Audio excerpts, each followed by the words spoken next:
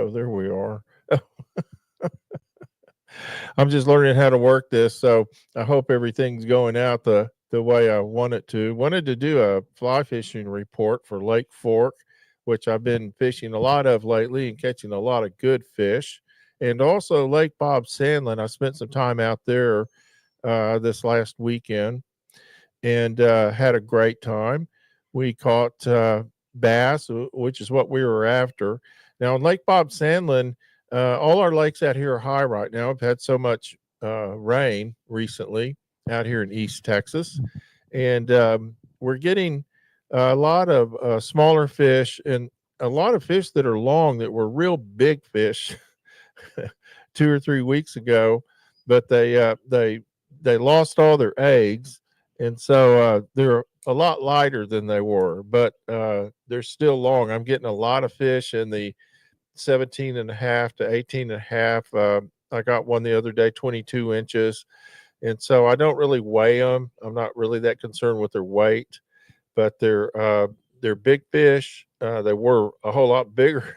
They were a lot bigger fish at one point, but they're pretty big fish uh, right now on a fly rod. Trust me, and they're very aggressive, and they're in their post spawn, so they're hungry, and they're pretty much attacking anything that moves in front of them.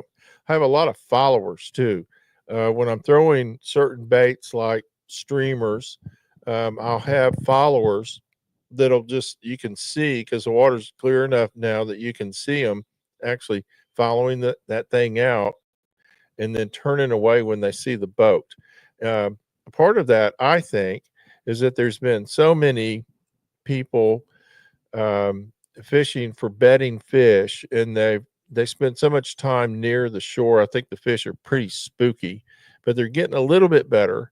Um, and there's not as much pressure, and so the fish are biting pretty good. I'm really I'm getting more numbers than I normally get. I'm not getting big numbers of big fish, but I'm getting nice fish, good fight. I'm catching them on my 7 weight and my 8 weight and having a good time with that. Best of all, I'm getting a lot of fish on my top water. And so I'm throwing these my little frogs. I don't have any with me. I'm not prepared for this. I'm not prepared for this show today quite like I should be, but I will be next week when I do the report. So if you go to Texas Parks and Wildlife, you'll see that I'm doing a weekly fly fishing report for them for Bob Sandlin, Lake Hawkins, and Lake Fork. I haven't been able to spend any time on Hawkins, so I'm sort of, as I told the folks at Texas Parks and Wildlife, I'm making recommendations until I can get out there and actually give a fishing report. But on Fork, I can give you a report, and that is that today the water temperature was 68 degrees. 2 days ago it was 75. And that's because we had a whole bunch of rain out here, and I didn't know what it was going to do. You never know if it's going to just completely shut the fish down. You just don't know. And so it didn't. Today we caught fish, but we had great conditions, not much wind, cloudy day, not really humid. It was a beautiful day to be on the lake, not a lot of pressure. There are plenty of people out here, but it's not like a weekend. And so the fish were biting well. Yesterday, I fished a different part of the lake, and I had a similar experience where I caught some really nice fish. So that's kind of my Lake Fork report on the fishing. So I'm using top waters, and I'm using like a almost like a Dahlberg. It's a version of a Dahlberg diver. It's a little bit smaller, and it makes a lot of gurgly sounds. Now I'm stripping it out, and then I'm letting it set for maybe 10 seconds, and that's a lot of times when they hit it. They come out underneath. They don't really know what it is. It's something between a frog and a mouse. They don't know what it is, but they'll come out and they'll hang underneath it, and you can see them. And then when you stop it, they'll hit it. I'm also getting a lot of real tentative bites where the fish are coming up behind the bait and they're just kind of taking their lips and just sucking it in from the back. They're not really slamming it, they're just sucking it in. It's very interesting. Those are harder to catch because a lot of times they're just kind of messing with the tail of the bait and they're not getting to that sharp part like they need to, the hooky part. Um, my streamer fishing has been really fascinating. I'm using a yellow and black hollow tie streamer on a 1/0 hook, and so they're not huge, and I've got a lot of flash in them, and so the fish are reacting to that. Now, yesterday I had some customers out, and we could see that the fish were following the streamer out, but they weren't attacking it. They were just, it was almost like they were just curious about what it was. And so I recommended to my customer that he give it a hard strip, strip it really hard right at first. And then he kept stripping it, and all of a sudden he started catching fish. And I think that what that did was create sort of a reaction bite. It's almost like a bait fish trying to get away from them, and they just immediately run up and grab it. And he caught quite a few fish yesterday, so that was a lot of fun. And he learned something, and honestly, I did too. So uh, a lot of times you'll see that these fish don't necessarily attack your bait; they're just curious about it. So you need to maybe change your cadence, or maybe you let it sink for a few seconds, get a little deeper.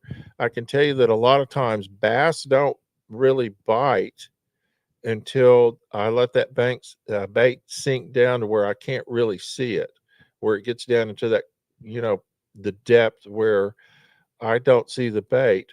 Those fish, almost every time I throw it in there, fish follow it out. I just can't always see them. They're down in that darker area, and a lot of times in that, when I allow that bait to get down there, that's when they hit it. So give that a try. Give a good hard jerk on that thing when you pull it out there. Now, that's not necessarily true when you're doing the top water. With the top water, you might want to let it set for a few seconds. In the old days when we were throwing plugs, we were taught to throw the plug, it would hit the top water, and we were taught to let the rings of the water dissipate like 6, 8, 10 feet away from the plug. The plug just sat there, and the rings of the water would dissipate before we started moving the plug. Often, that's when the fish hits it, when it's just sitting dead still. So you don't forget to try that. And if you're throwing a streamer, that's if you want to relate this to conventional bass fishing, that's almost like a suspended jerk bait. And so let it get down there, strip it a few times, let it sit there for a second, let it just hang under the water. Um, Often that's when they're going to hit it, just like a suspended jerk bait. But you got to keep an eye on it, man, because they hit it hard and they hit it fast. So that was my report for Sandlin and Fork. They're about the same. Sandlin is an awful lot like Fork. Now, we were catching fish in different types of structure on Sandlin. We were not fishing as much grass as there just wasn't that much there. We were catching our fish in flooded brush. And so when we would find flooded brush and we're in the afternoon, that's something I need to distinguish. On Fork, I started early in the morning. The fish did not really start biting until around 10:30, 11 o'clock, maybe noon. And I had told my client when we went out, after about an hour or so of not getting any action on a perfect day, I told them that often on this lake, on Lake Fork, the fish don't really start biting until mid-morning and sometimes even early afternoon. I don't know why. I thought maybe they're lazy. Who knows? But that's when a lot of times they bite. And that's exactly what they did yesterday. Today I went out on Fork a little later, and we got right into them. So I think right now it's just kind of a midday, but that's, again, it's a cloudy day with not much wind, and so it's perfect conditions. Now let's talk about Sandlin. Sandlin, I went out later in the day. I told my client on Sandlin I wanted to go out about 3 o'clock because I'd been having a better evening bite, and that worked out good for us. So our fish were all later in the afternoon, and we were fishing primarily where there's shade, shading on the water, brush piles, some kind of structure, and that's where our fish were coming from. And we got some, fairly decent fish for Bob Sandlin. It's good fish, nothing giant, but they were a lot of fun. They're always fun. I don't care how big they are. And so we were catching them with top water. That's all I caught them on Bob Sandlin, but that's kind of what I was focused on fishing with on Sandlin. So that's my report. There's water temperature is about the same on both lakes, and the water clarity is about the same on both lakes. And so you have about on Lake Fork, you have about a 12 to 18 inch kind of clear layer of water on top. Now, obviously, if you're in a creek where it's been raining, it's just kind of muddy today, but the next couple of days that should clear out if it doesn't continue to rain. Although I just saw the weather, it looks like we may have a lot of rain. Who knows? The lake came up 4 inches yesterday, so they may have the gates open on the dam. I don't know, but it didn't seem to matter today because they were biting quite well. So give me a call if you're interested in a trip. Contact me, Alex at flyfishfork.com. And next time I'll have some graphics up where you can get that information on the screen. I'm sorry I don't have that today. This was just a last minute thing. I was going to do a podcast with a friend of mine, and he was having technical issues, and I thought, what the heck, I'll just go ahead and do it now. So I just jumped right in there and did it.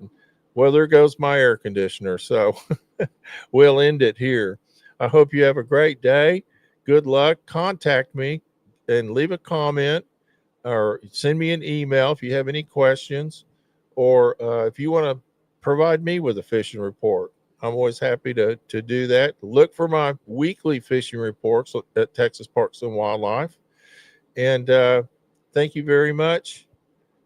Be well and tight lines.